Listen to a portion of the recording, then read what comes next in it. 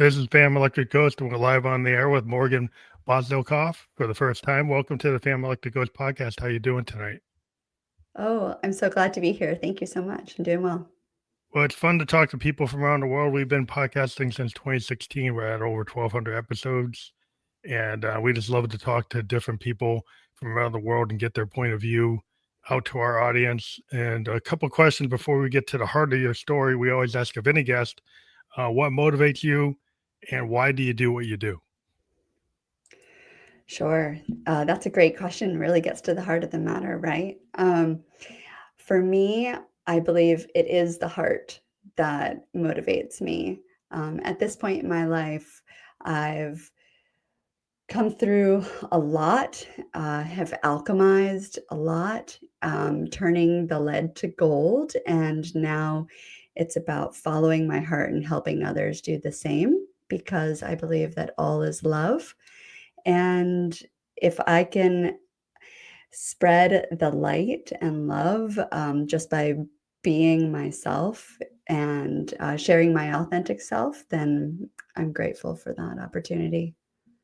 I think that's why I talk to a lot of creative people. I see that you're a spirituality coach and an artist, and that's what the whole podcast has always been about, is talking to creators. And I just think creative people, you take what's inside and what's outside yourself, and you synthesize that into something that resonates with other people. You kind of get to their frequency. As I'm a musician, the whole point of writing a song is to kind of trigger that frequency that other people can you know basically vibe to.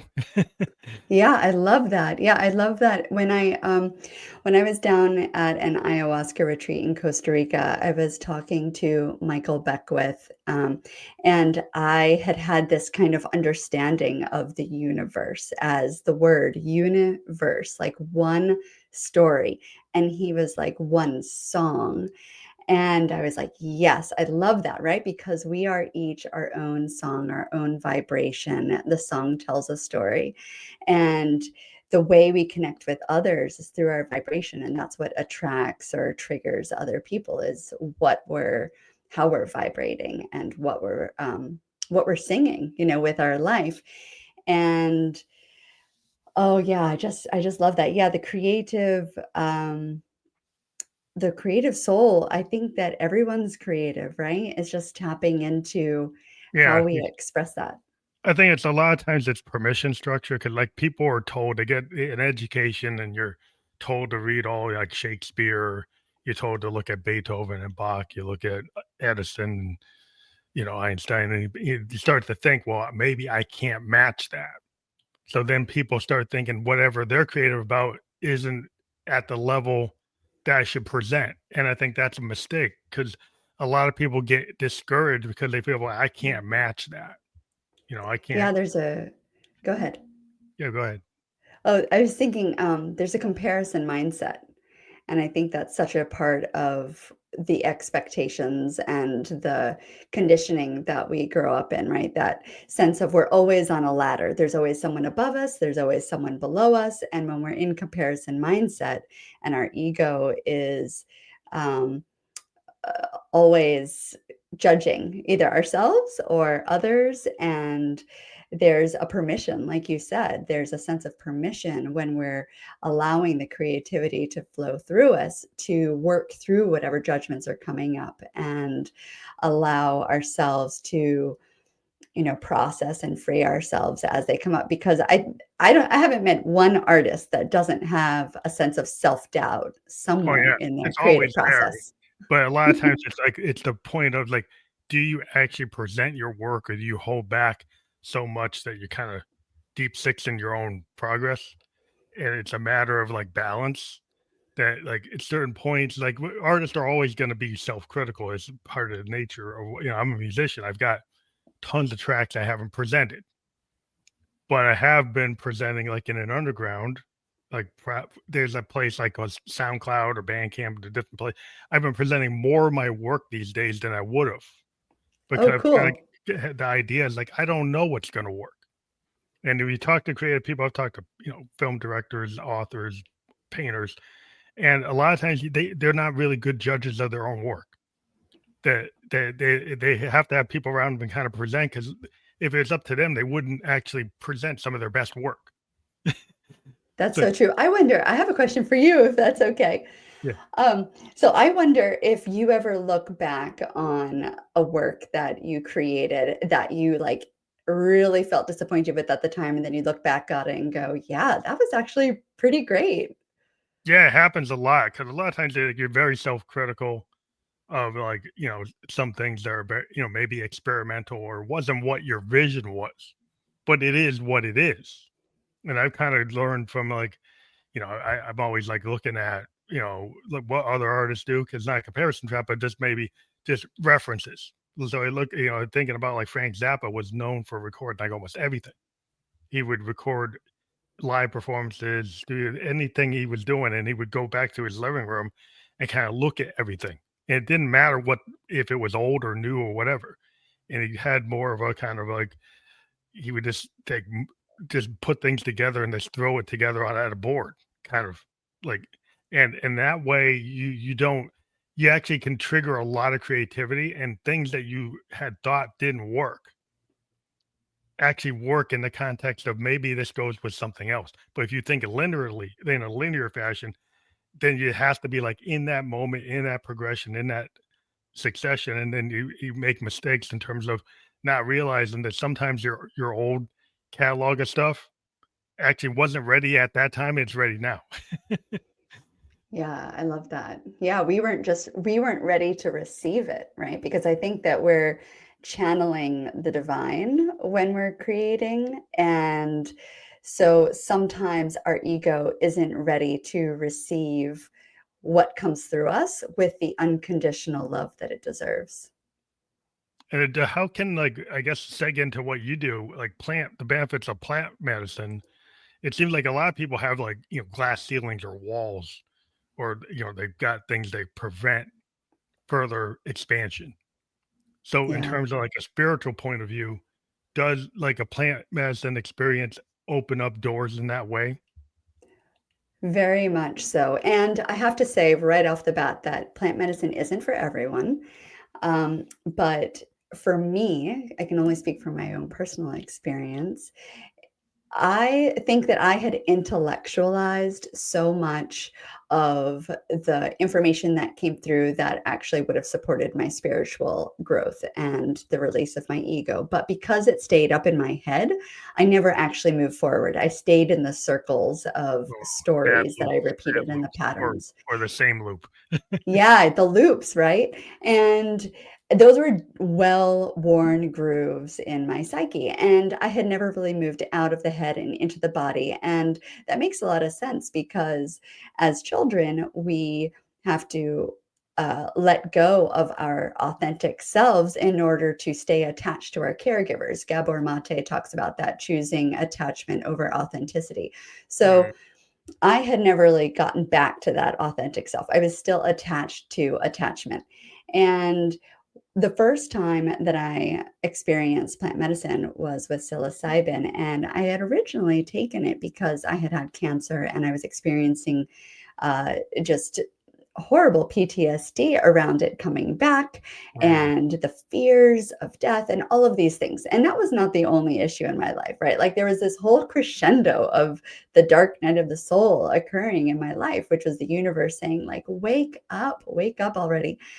And I tried to prep and all of these things. I did not do a very good job because I didn't really know any better. But even with the experience that I had a full body and spirit understanding that if I could let go of my guilt and shame, I could become light and love. And it was truly like I felt the love in my body and my spirit for the first time that I could ever remember in my life. And moving that out of my head and into my body was just the beginning of a journey. Because when I asked myself, to follow my heart in my day-to-day decisions in my life, I was able to tap into that knowing that Hmm. I had within for the first time, instead of just the stories or the books that I've read or the things that people told me. It was Yeah. like an inner knowing connection to the divine. Not everybody experiences that, especially not the first time, sometimes, right? Like, I cannot speak for everyone, but for me, this has been an integral part of my journey and has fast forwarded my spiritual growth like nothing else. It's interesting because I think like the walls that people put up. I was reading about like a music professor saying like learning music theory kind of constrains you as a musician because then you don't think outside the lines. That some of the best musicians never got trained theory and actually came up with innovations because they weren't limited by the box. And Right. I think that it's the logic. It's like if you put that theory, it's like a logic filter on a creative process that you box yourself in. And I think a lot of people get boxed in by philosophy, by social mores. They get blocked in by like their parents, their grandparents, or the societal, or the religious, or the social structures they're in, and it don't recapture that childlike innocence of like, well, why can't I do that? Before Oh, I you're love taught that. that you can't do it, the child is always willing to try something until they've learned, oh, you shouldn't do that. I am Like, so glad we're having this conversation. Yes. Yes, the box is like the ego of the collective and the generational ego patterns that have been passed down, all of the conditioning, right? If it's society, school, family, church, all of the things that condition us to say this is right and this is wrong. This is the way that we should be, right? Like we should ourselves to death. We should ourselves yeah, into the box. And really, like, we are creation itself. We are an expression of the divine energy of creation. And the more that we can break through and let go of the attachment to the box that constrains us, the more we tap into the inner knowing, which is divine creation itself. So I love that because it makes me think about like the intuition. Okay. And so that's a really big part of not only my art process, but my coaching, mhm, because going back to that, like getting back into the body and into the inner knowing, we do so much in our heads, right? Like we're thinking our way through things instead of feeling our way through yeah, things. And I guarantee that most artists are like, people will ask me, like, how do you know when you're done with a work? And I'm just like, I just feel like it's done. I just yeah, know. It's like an inner knowing, right? Or how do I know to put a blue here or a green there? It's just an intuitive process of knowing. And even if we have like steps that we need to take, right? Like I was doing some sewing today and I was thinking, all right, a lot of people ask me to teach art, but it's hard for me to teach an intuitive process. But I was like, but sewing is a very step by step yeah. It's a process step, for step. me. Yeah, So, but there's a balance. And no matter what someone is doing, if they consider themselves a creative person, I guarantee they're tapping into some intuition. yeah. And that's I that think inner knowing. what's inner knowing, it's also this idea, right? Like a lot of what's going on in your head is like your subconscious mind, right? And I think a lot of artists, if they get rid of the barrier, that when they're calling what they call the muse, is actually there's a lot of subconscious stuff in your head, and stuff in your heart and your soul that you're pulling into. That I think, like when people say they get that download, it's Yeah. like if you're a lot of artists I know that really create this flow state. They're in the flow state and they just come up with this amazing stuff. And then you ask them, like, you try to get them to like document what happened, and they have a hard time because it's kind of like it's very intuitive. It felt right. It's hard to describe. And you would try to go deconstruct it. The logic brain has a hard time because like this is in this kind of pure creative process. And then that's what people are always wanting, like masters to teach what they do. And some of it is like the download. There's a famous statement with Dylan where they were asking him, how did you write these lyrics in the 60s? And he said, well, I can't get back there. I can do something different now, and I do create now, but I can't get back to that moment. It's like there's this magic thing that happened.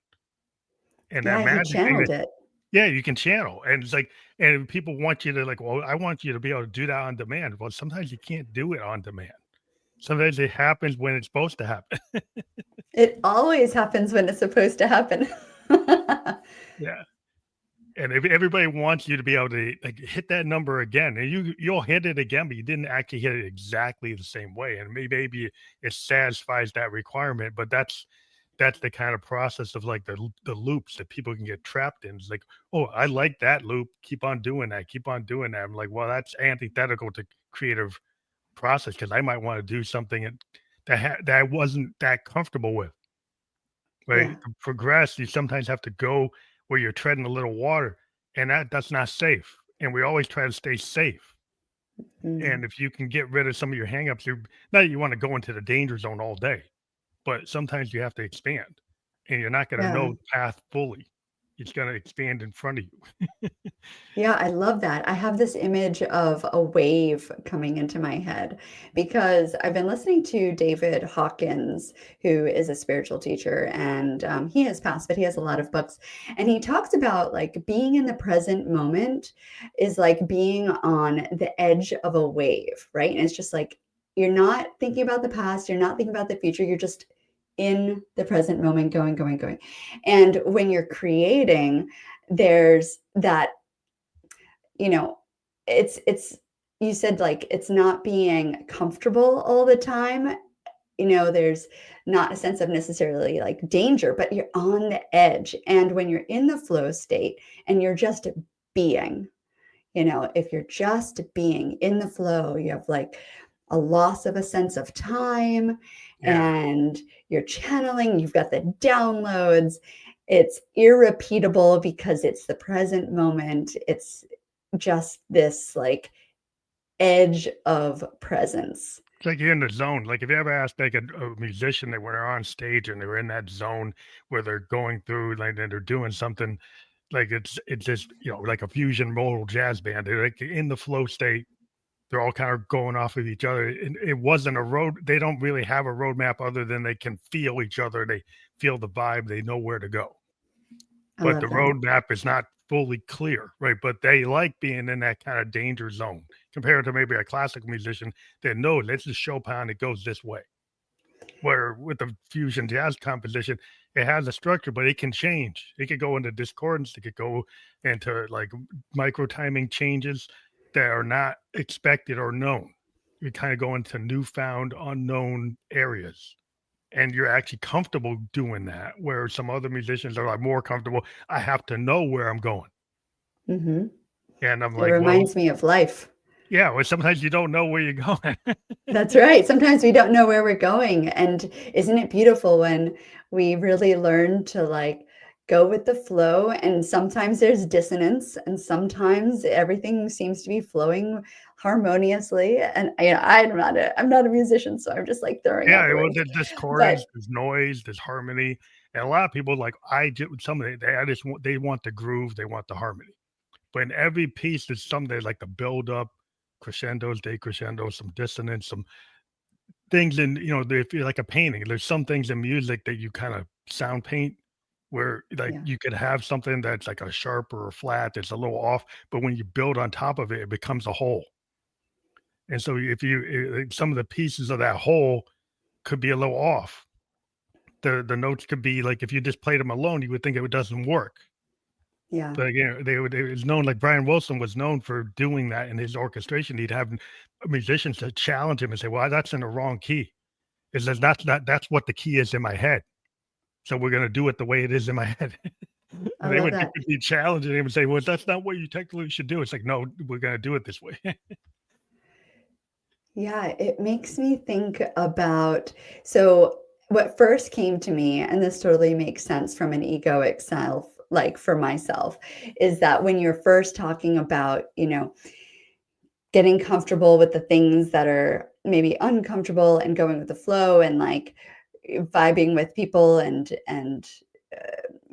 doing that dance right with others. And then now when you're speaking, I'm thinking, okay, well, sometimes when we judge the parts, it's like not seeing the forest through the Yeah. trees, right? Or whatever. But then I'm like, okay, how can we apply that concept to the collective, right? So all of the ways that we judge individual people for doing the thing that we think doesn't fit or isn't right when it's playing on its own, that's like this judgment of the individual. But when we really zoom out and just go like, you know what, everything is perfect exactly the way it is, because everything is exactly as it should in this moment, and we're all evolving like as a collective, maybe we can accept more easily the parts of the whole, the notes that seem off key, the little dissonance here, the big dissonance there, and just be like,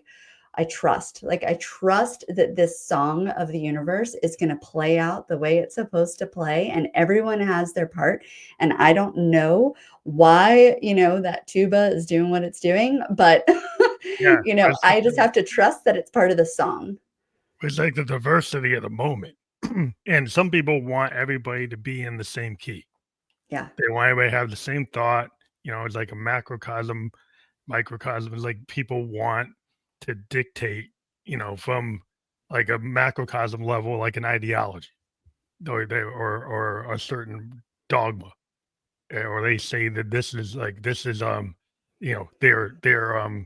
their opinion is fact, Yeah. rather than it actually being like a point of view. And then you're kind of stuck. Like, well, in order to fit in order to feel safe, to want to be accepted, then I can't have a discordant thought outside of that more. I have to fall in line to be in line. And Yeah, all that self-judgment, right? Because every time that we're judging someone else, it's some part of ourselves that we haven't integrated yet. And so we're actually rejecting the part of the self that doesn't fit in with what we think, it should be part of the chorus. It's like we are judging our own off-key contribution to yeah, the whole chorus, thinking, oh my gosh, I'm not singing it right, I'm standing out, everybody's listening to me as the one person who's standing out, right? There's all of that self, you know judgment and people pleasing, like, oh, yeah. everyone's expecting me to be part in this certain way, and instead of being like, you know what, I'm just going to focus on myself and love the way I'm showing up, and know that, if I'm singing my best song, that's all I can do. It was like the looking glass self the Victorians talked about, like the introspection. That was talking about when the idea of self analysis, and then using that to say, well, it's okay to have this discordant thought that's outside the main point of view. It's that you're accepting yourself. There's like self-love. It's like kind of going to that. And I guess like in some cases plant medicine might help you get closer to the self-love if your logical brain is keeping you from experiencing like the more creative side of your, like yin and yang. Is like there's that creative side. There's the more side that's in tune with your subconscious, in tune with the muse, in tune with the universe. There's the other one saying, well, I don't know, I can't accept the universe. Yeah. Yeah, I mean, the could you imagine if the whole universe, like if everyone was doing everything that was in the box, like all creativity would stop. Everything would be extremely boring. There would be literally like a stop to evolution if everyone just agreed all of a sudden that there was one standard way of doing things and everyone should do it. It would be the most boring Well, that's universe what you ever. see, like in the totalitarian governments or systems that don't work. And like look at North Korea, like your development is stunted. Like when you have a mindset that's very narrow and you've got to totally conform, then Yeah, conformity is the goal. That actually trying to get outside the box is against the law.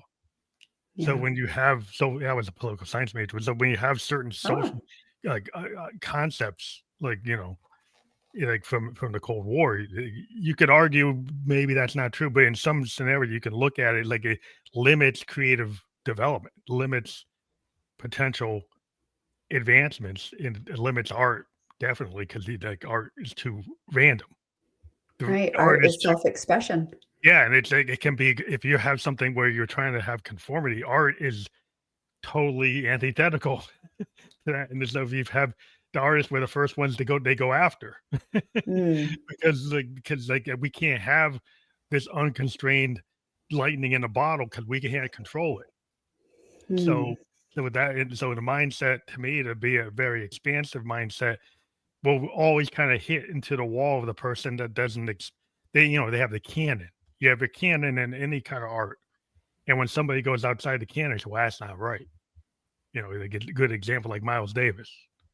He was like the bebop type of jazz, and then he went to fusion. And the pure jazz purists thought that bebop was really like jazz. And when he went outside of that, they said, "Well, that's not correct." So this whole genre wasn't correct because it's not what they consider in the canon. The same thing with like folk music people with Dylan when he went electric. yeah. Like you can't go outside of the folk structure because that's not music, that's something else. So it's like people will try to keep you in the box because it makes them feel comfortable. It's Yeah. what they know. And like when you challenge it, like, well, sometimes you're not gonna be like you're not gonna like the law of attraction, they're not vibrating with you anymore. You're vibrating with somebody else. Yeah. Yeah, the way we shift, as you're saying that, like I have this automatic response now when I hear something like this, where I just immediately start like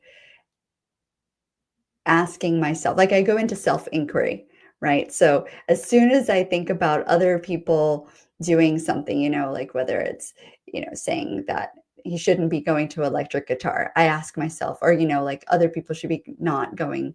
When someone says, they shouldn't be going outside the box, I ask myself, oh gosh, how am I not allowing myself outside the box? How am I not allowing others outside the box?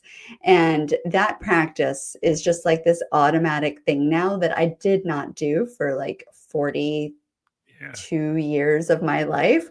But through plant medicine and Byron Katie, who has a whole worksheet on self inquiry, um, I've really learned to look at my own judgments and use every single thing as I become aware of them Yeah. to bring more self-awareness to my own way of showing up in the world, right? So like everything that we're talking about right now, I ask myself, like, in what way am I not stepping outside the box? And in what way am I judging others for stepping outside of the box?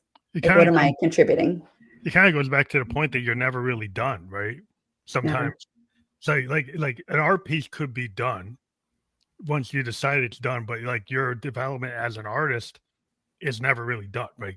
So that piece might be a point in time, but what you did 5 years ago is not probably what you're doing 5 years from now. And Right. you might be influenced by other things. You might go into other areas unless you want to, what you think is correct is to be in your canon, is to stay within, like, I'm going to be an expressionist and I'm just going to stay in that. And that could be what you do, but you still advance as far as you can in that form. But no matter if you're true to yourself, a lot of things are actually influencing you and you're saying you're pure. But like a lot of times in your subconscious, it might be coming from other places, and you're saying, "Well, no, I'm an expressionist." But yeah, it's actually coming from something. It could be there's some abstract stuff coming in, and you're like, "Oh no, no, I'm not that way." But you like, it's almost like you get into a denial of like, Mm. what are you actually like? You're gonna be influenced by so many things, but you're trying to say, "No, no, no, I'm only this." And it's like, Yeah. how can you get out of that loop? Yeah. There is, yeah, and there is no destination, right? That's what I comes to mind when you say that. It's like it is the journey. The journey is the whole experience. It is the beingness. There is no destination. There's no end point. Like you said, like we're never finished. Yeah, We're being a Buddhist, always I like changing. my next life, I can keep on progressing, so I don't actually even end. So, so, And so we are life itself, right? We are one. That is one thing that I had no concept of before plant medicine. And now, after years of becoming a plant medicine facilitator, so I had to do a lot of experiences myself to really get to the point where I could hold space for others. And now I don't do that very often, but well, I don't do it at all now, but what I do is I help people with their integration after they have experiences elsewhere. mhm. And, um, you know, the oneness that I have experienced, um, coming back in another life, yes, right? Like we are life itself.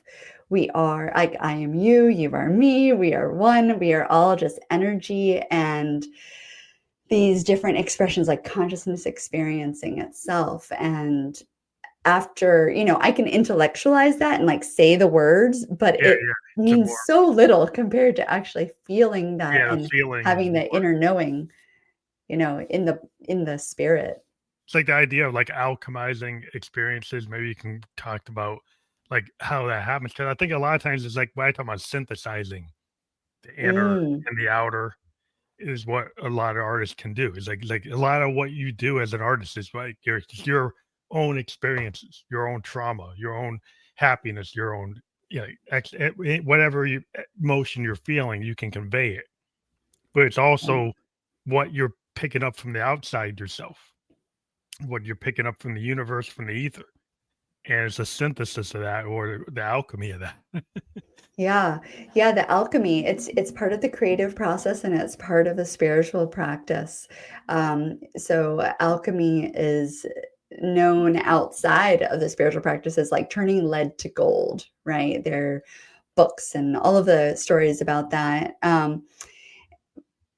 But what I use it as now, like in my coaching, is turning the experiences of life from the heaviness of victimhood and the things we carry, the experiences that feel so heavy and difficult, turning them into experiences that remind us of the beauty of life, that shine a light on the ways that we've grown or developed or evolved because of the experiences we've had. Oftentimes we look back on regrets and say, oh, I shouldn't have done that or I should have done that. And the only reason we can even look back on it, things like that, and have a different perspective is because we've changed and our awareness is different now. And we show up differently now, right? So that is anytime we have a regret, we can instantly, if we're in the emotional space to do it, we can instantly change it into a gratitude for having changed enough to see it differently now, right? It's like, oh, I'm so grateful that I would never make that Yeah. mistake again, you know? And Well, so that's that's an alchemization. And we do the same thing in art when we take emotions or, there are artists who take uh, stories of pain and turn it into they beautiful turn it works. into I gold. mean, They turn it yeah, into like I'm thinking of like what is it, Lemonade, the album Lemonade, right? That was yeah. like turning lemons into lemonade. Um, yeah, there's a real beauty in taking the raw materials of daily life experiences and turning them into the gold that feels like the magic and the blessing of the divine in our daily lives. It's almost like you have to think like everybody, the ideal mindset is like, I don't want to go through pain. I don't want to go through remorse. I don't want to go through these. I want things to happen. I want to be happy. But a lot of times, like you have to be grateful for the times where you were sad or the times that things didn't work out because it's a learning experience. It's like if you wouldn't be you if you hadn't gone through it, and you don't get stronger by just having everything work out. So That's you should right. be thankful for the things that actually stressed you because they tested you and they got you to another place. And maybe you didn't make what you think it was the right decision. But because you experienced that, now you have like a whole arsenal of things like, oh, I can see this now. I can see that now. You can make a more informed decision than if you thought you were perfect, or if everything's perfect, like, well, how are you going to handle when something goes wrong? That's right. And how can we bring compassion and love to others on their journeys when they're making, in quotes, mistakes, or when they are struggling? The more we can give ourselves the compassion and self-forgiveness for all of the things that we've done and how we've changed, we can also bring that to others and the rest of the world. And remember that when we know better, we do better, right? So we're always just doing our best with the inner and outer resources that we have in any moment. Yeah, it's just living with the integrity, and also living with, like, knowing that, we're human. So being human Yeah. is like, you're not going to be perfect, but we have this tendency to, to strive for perfection, which I understand everybody does that. But the happy accidents, or the things that are unexpected, or things that you don't think or should happen, from a Buddhist perspective, it's like everything that's happened is supposed to happen, and so your path is there, and you're supposed to go through it. And so Yeah. you should be grateful and give yourself some grace for the things that happen, instead of being so hung up on, oh, I hate this moment. I'm so resentful with this situation or the people that are around it. Instead of saying, hey, I'm happy that you taught me this lesson. Yeah. I'm happy that I experienced this, even though it's something that wasn't a happy situation. Right. That's hard to Right. do, because you're like, a lot of mindsets were like, oh, I should be resentful. I should be angry. I want some payback. I want some redemption. Like, you got to give it to me, or I got to feel like I'm on top. Like maybe that's not the game. Yeah.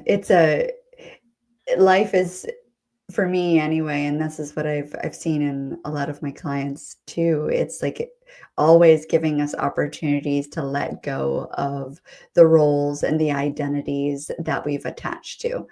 And we're doing it all the time, all the time we are labeling ourselves differently, but some labels are harder for us to let go of than others.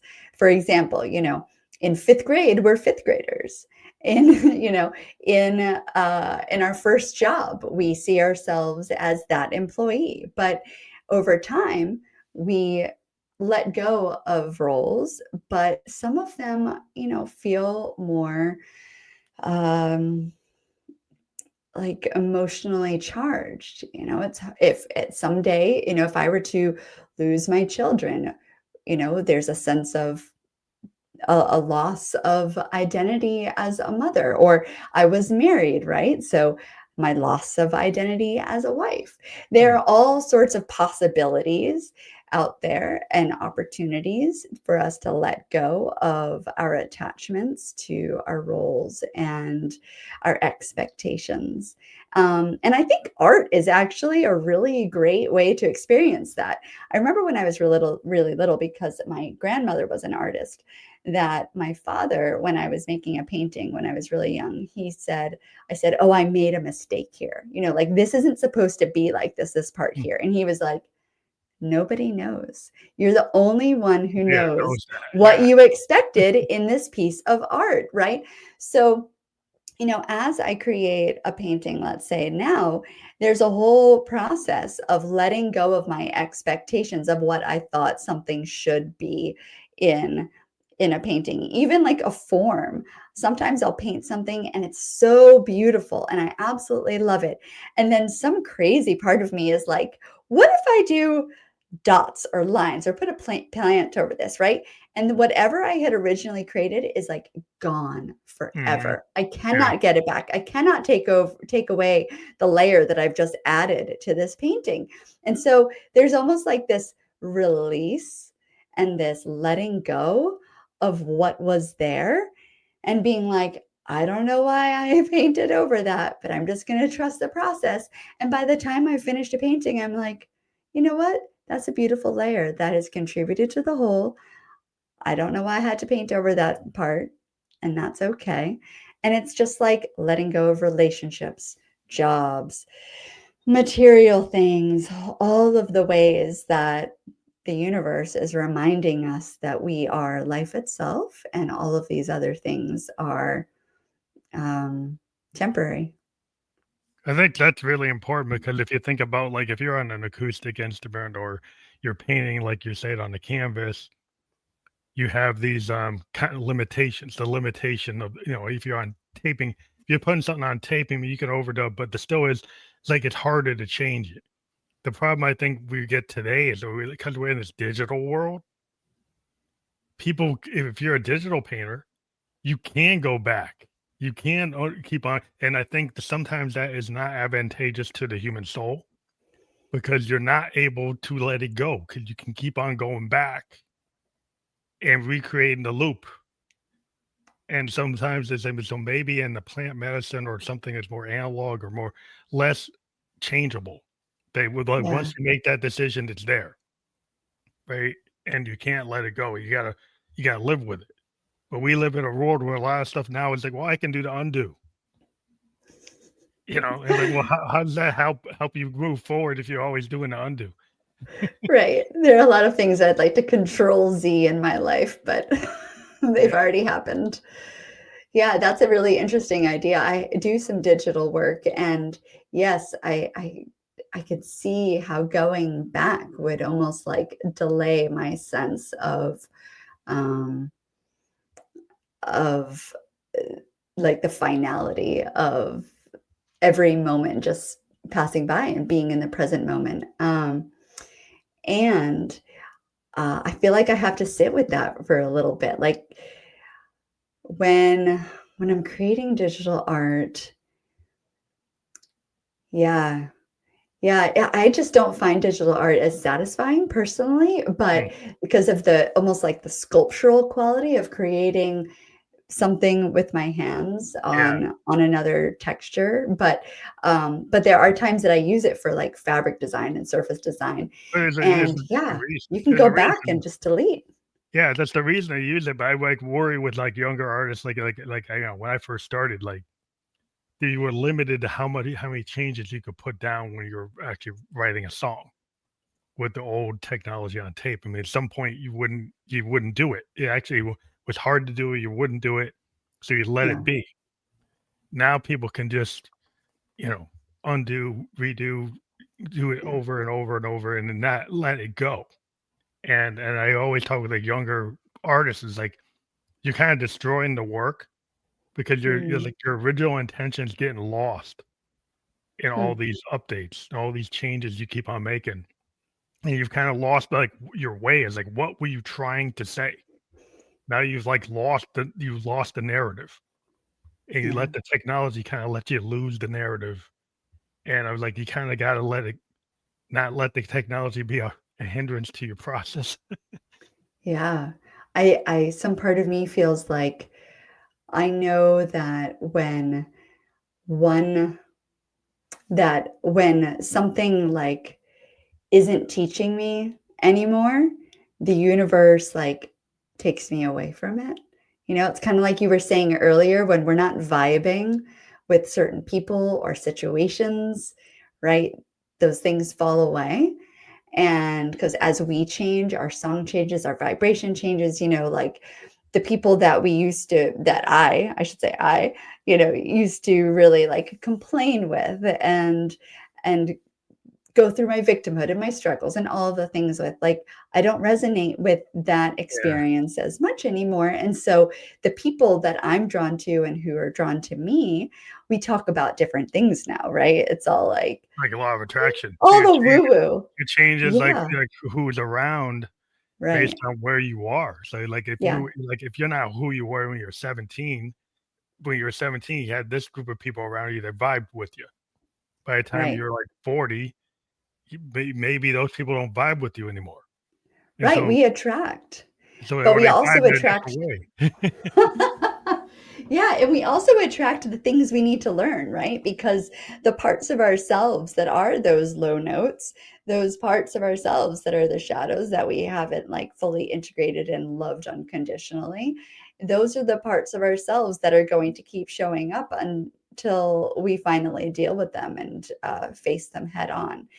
So for me, when I was going through my uh, facilitator training, I dealt with so many judgments.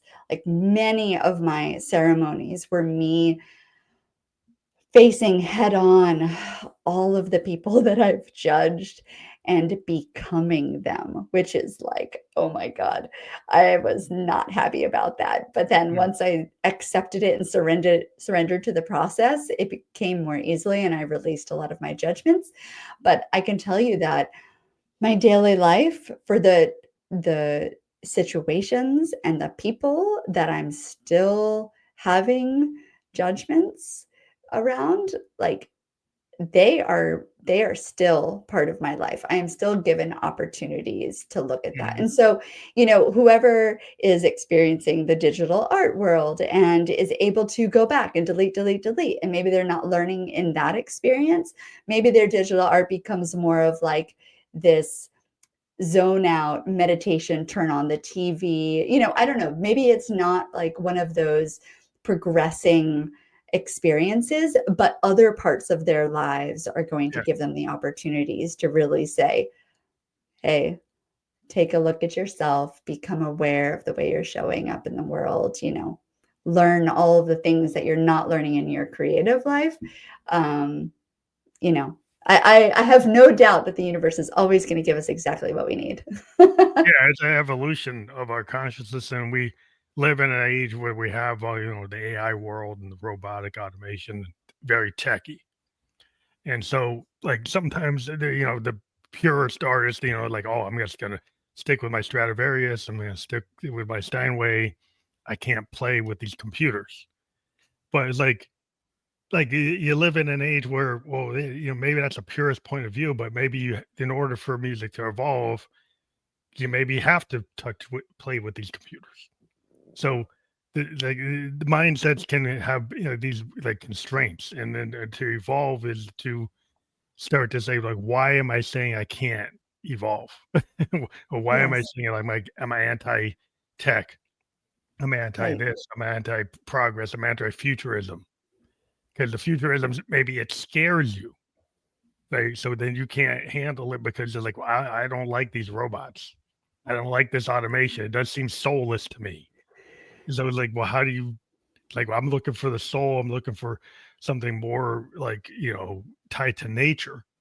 So you get back to like plant medicine and things like that. It's like people are like, well, I don't like pharmaceuticals because that's like tacky and it's using all these chemicals, and I don't like So there's this mindset gets in. It's like, well, what's the balance between this Yeah. world and that world, or what crossover can there be?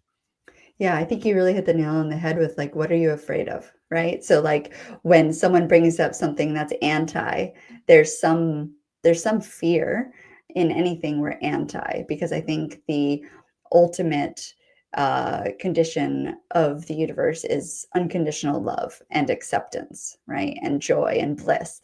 So if we're anti something, there's some part of us that's being triggered that says, I don't want that because, and then it's some threat to safety or in the should, right, of this is the way things should be, or I'm afraid of change, I'm afraid of the unknown, I'm afraid of um, not having value if I can be replaced by technology. So instead of finding that external validation and the external safety, the journey for me anyway, and a lot of my clients, is like the journey of finding those things within. So when something comes up that we're anti, what is the fear that's being triggered? And then how can I find the answer to that fear within myself? How can I Mhm. find the inner safety, the inner value, the inner unconditional love and acceptance, and the release of control, and the surrendering, like, really letting go and surrendering to the universe and all that is, um, and alchemizing the opportunities of looking at our fears and turning them into the opportunity to know ourselves better. Is insourcing part of that? The idea of insourcing? Yeah. Exactly. That is the insourcing, is finding everything that we're looking for outside of ourselves, finding it inside. Easier said than done. And like I said before, right, I spent 40 years up in my head and looking outside of myself for all of the things that I thought would fill the hole in my soul. And then my spiritual journey took me on a different path, and it was inward. And it turns out that when I went inward, everything that I was looking for outside was inside all along. That's interesting. I mean, I'm a child of the '70s, and if you go back to like Jim Morrison and the Doors, and kind of breaking through the idea of psychedelics for that generation with the Beatles and the Doors is like that you're going to break through this wall. You're going Yeah. to be able to find like breaking through these different dimensional walls in your soul, and find the truth, or find your truth, or find something that you're kind of is unseen but seen. Like, how do you get to that? Is that some of those myth, or maybe that mystique in the '60s? Is that different with plant medicine today? Is there people still coming with that point of view toward it? Well, I think people approach plant medicine in a lot of different ways. It just depends on where they are in their egoic evolution. But I do believe, like deep down in my heart, that the truth has always been the same, right? Which is why so many of the spiritual teachers are just pointing in the same direction, which is unconditional love. And so yeah, so if the psychedelics were bringing people to make love, not war, if the psychedelics were bringing people to stepping outside of their egoic conditioning and the collective societal conditioning, and letting them get in touch with their heart and the connection to nature, the connection to each other, right? Because judgments and the ego keep us separate. And the ego is always reminding us that we are this individual that has to protect ourselves in a way that is, not necessarily true to our inner knowing. It's just this constant survival mode, survivor, survive, survive. And psychedelics let us tap into that connectiveness of the love that is all things. Yeah. So it doesn't matter when someone is connecting to those things, it's always true that love is the answer. It is all things, and it connects us all. It is the energy of the universe.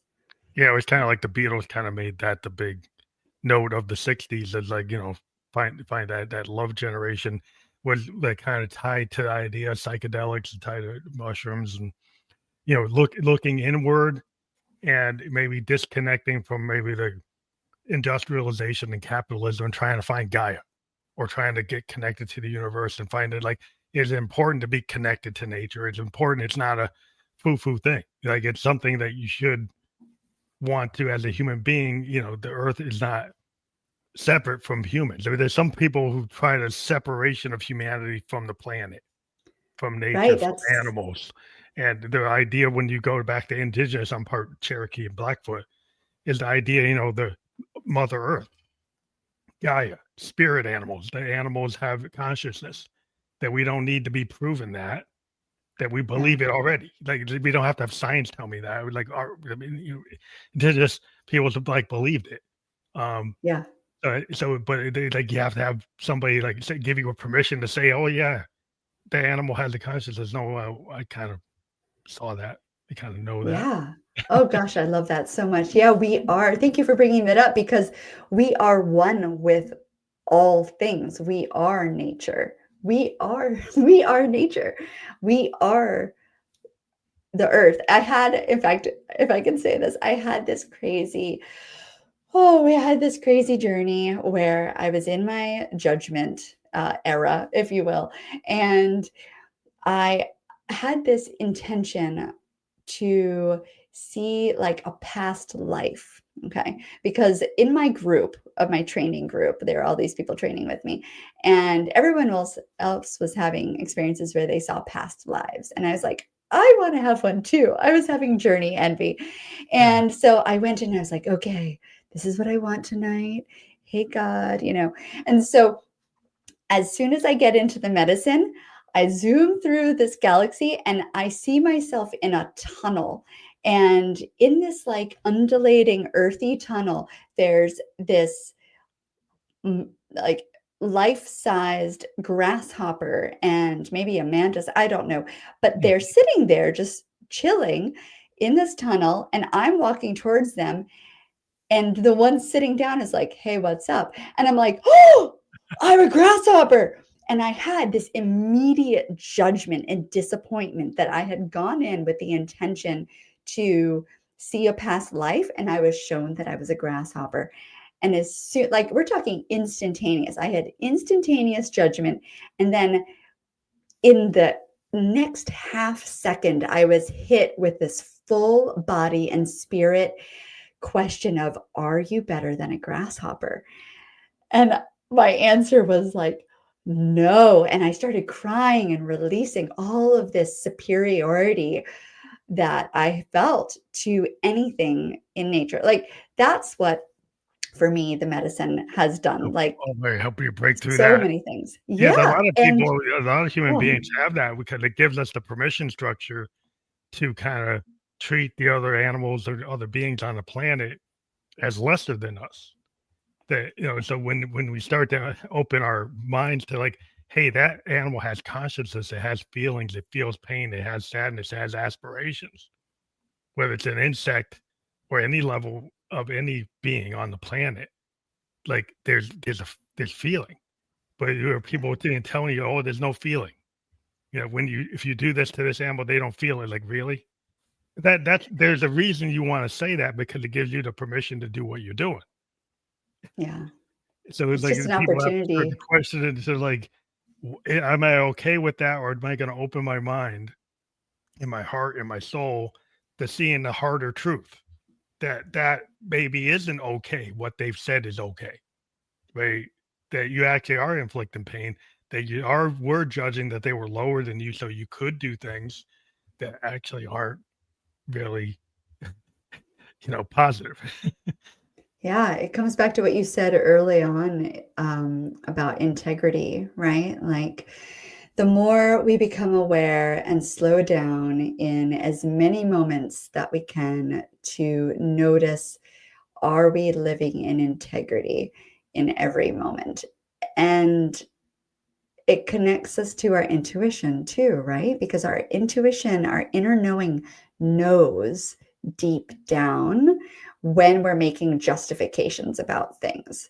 It's like there's, I deal with it if there's a cockroach in my house, right? Like some part of me goes into autopilot. I feel Yeah, totally afraid of the cockroach. I want to squish it. And now I can't squish cockroaches without feeling guilty, right? Like some part of me yeah, is like, okay, do I have the ability to just capture this guy and leave him and take him outside? And I'm like, oh, but I really just want to be done with this and not feel scared and grossed out in this moment. And then it's like, okay, but if I'm living in integrity and if I'm really present in the moment, can I honor its life, capture it with a little glass and a piece of paper and take it outside? And how will I feel about myself?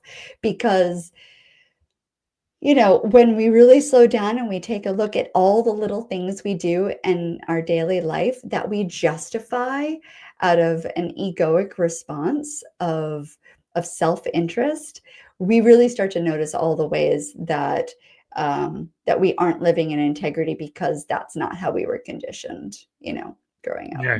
Fine. My daughter, she like started to really study like jumping spiders, and now when she recognizes a jumping spider, and now she lets it be, and she actually films it and doesn't kill it. And she has a habit of like if she finds any bug, she actually found a tool that allows you to take the bug without hurting it and put it outside. It's because she got like really into like if I don't have to kill this being, I'm gonna do everything I can not to. Oh If gosh. Yes, because she